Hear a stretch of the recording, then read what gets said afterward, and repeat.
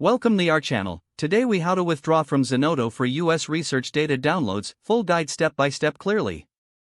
To withdraw your research data from Zenodo, first, log in to your Zenodo account. Once you are logged in, navigate to your profile page. There, you will see a list of your uploads and projects. Locate the specific dataset you wish to withdraw. Click on the title of the dataset to open its details page. On the dataset page, look for the Edit button and click on it. In the Edit mode, scroll down to find the Withdraw option. Click on the Withdraw button to initiate the withdrawal process. A confirmation prompt will appear, asking if you are sure you want to withdraw this dataset. Review the details to ensure you are withdrawing the correct dataset. If you are certain, confirm the withdrawal by clicking Yes or Confirm. Once confirmed, Zenodo will process your request to withdraw the dataset. You will receive a notification confirming that the dataset has been successfully withdrawn.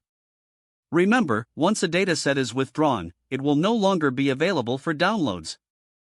You can always re-upload the dataset if you need to share it again in the future. Make sure to communicate the withdrawal to anyone who may require access to the data.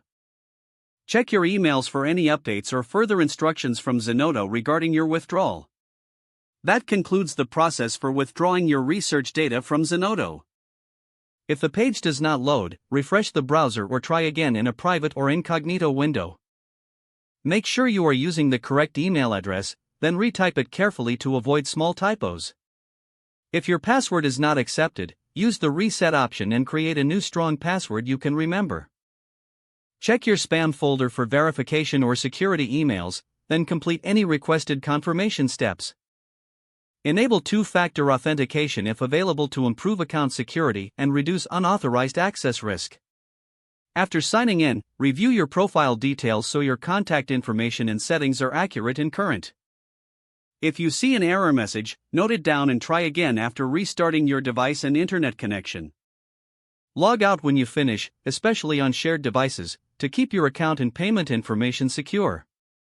If the page does not load, refresh the browser or try again in a private or incognito window. Make sure you are using the correct email address, then retype it carefully to avoid small typos. If your password is not accepted, use the reset option and create a new strong password you can remember. Don't forget to like this video and subscribe to our channel for more step-by-step tech guides.